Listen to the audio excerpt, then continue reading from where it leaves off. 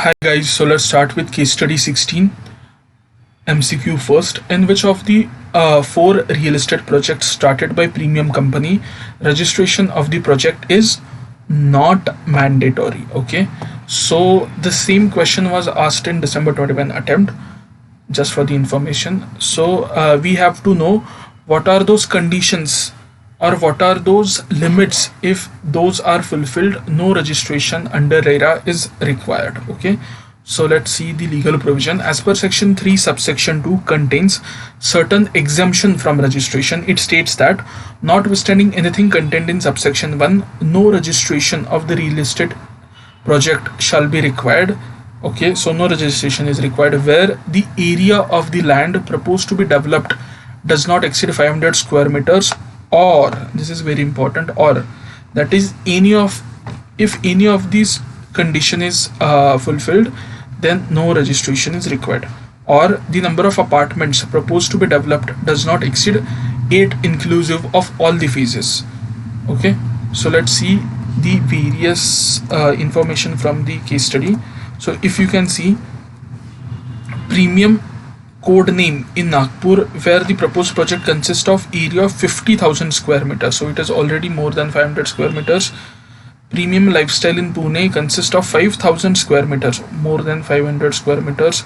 Premium royal serenity in Nasik consists of 5,000 square meters. So for these three, RERA registration is compulsory because the project area is exceeding 500 square meters. But in premium serene in Vashi, where the proposed project consists of area of 500 square meters and the number of proposed apartments will be 12. Okay, so area is of exact 500 square meters, so they have given no registration is required where the land proposed to be developed does not exceed 500 square meters. Okay, so even if the area is 500 square meters, it is okay, no registration is required. So premium serene in Vashi, Navi Mumbai is the correct answer because its area is 500 square meters, no registration is required. Okay, so in which of the four real estate projects started by premium company, registration is not mandatory? Option A, premium serene. Next question second. Mr. Harshit has himself announced that any person making booking via their agency will be given an extra discount. In regards to the provisions of RERA, this announcement will be can be deemed as. So for this we have to refer the case study. So Mr. Harshit Khanna, a registered real estate agent, is the owner of firm called Harshit Homes. He wanted to get associated with the premium company for selling the flats of Mumbai as well as Nagpur project respectively. Mr. Harsh gave an advertisement without, this is very important, without the company's knowledge in the newspaper for the sale of flats, along with an offer that whosoever books any flat via his firm will get an extra 1% discount on booking amount. So Harshit Khanna has given an advertisement without the knowledge of premium company which is constructing these buildings. So real estate agent has on his own has given a misleading advertisement that they will be given 1% extra discount. Okay, so let's see what are the various options.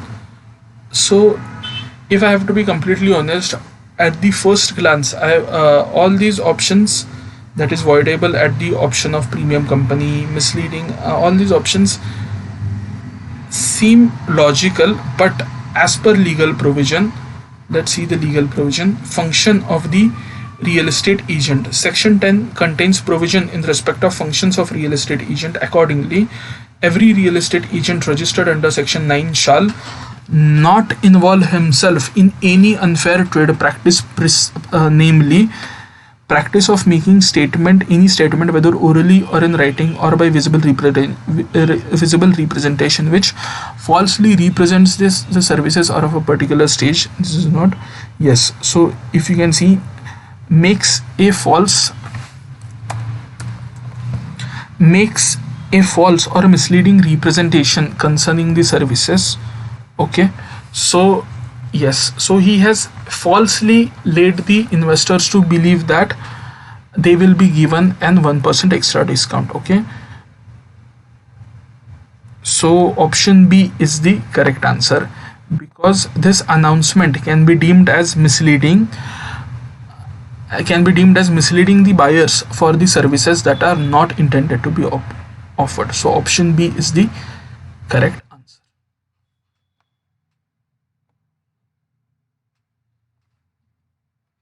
Next, the company decided to construct the Nagpur project in two different phases due to shortage of funds.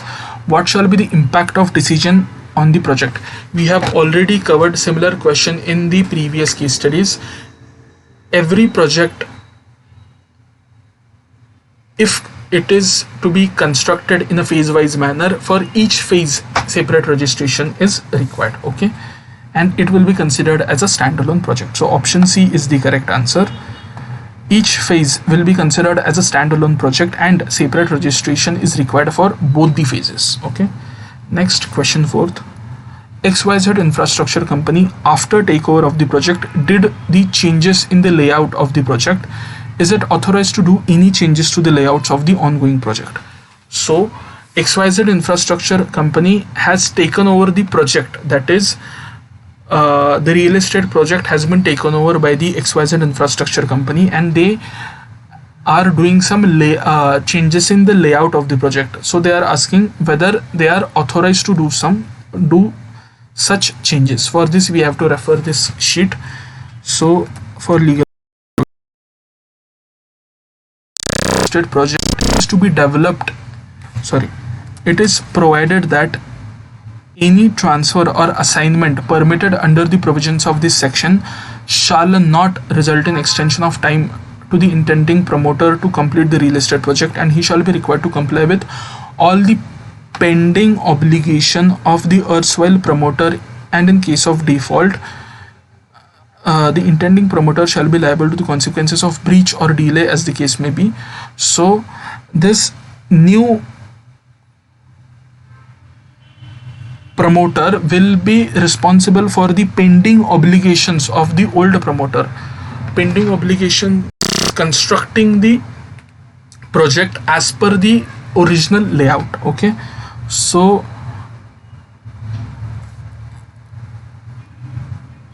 option D, before doing any changes it has to take prior. This is incorrect.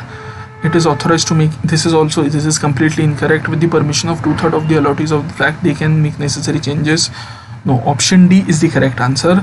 The new promoter is required to carry forward the project by complying with all the pending obligations of the erstwhile promoter. Okay, so option D is the correct answer.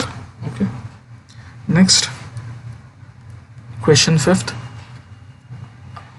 The final meeting of the committee of the creditors was to be held on 25th March 2020. Is it necessary to hold the meeting in person, or it can be arranged otherwise? So the same question was asked in December 21 exam. Is it so? They are asking whether the meeting of the COC has to be compulsorily held in person, or it can be held online also. So yes, option B is the correct answer. Meeting in person is not necessary. It can be held also via video conferencing. So if you want to read about the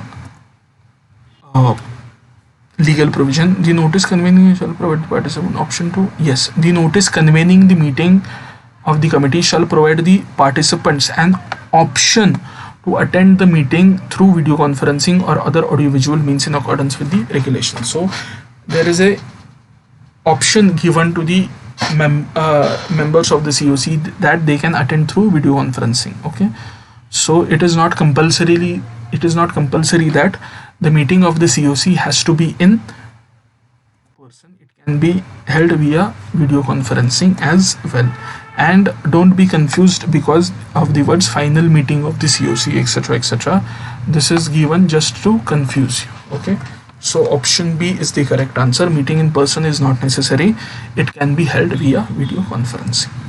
Okay, so in this way we have completed our discussion of the case study number 16. I will be attaching the link of this PDF which contains all the legal provisions and explanations for all the answers of case study number 16. So don't forget to check out the description box and do share your feedback, and like this video if you find this video helpful, and thank you.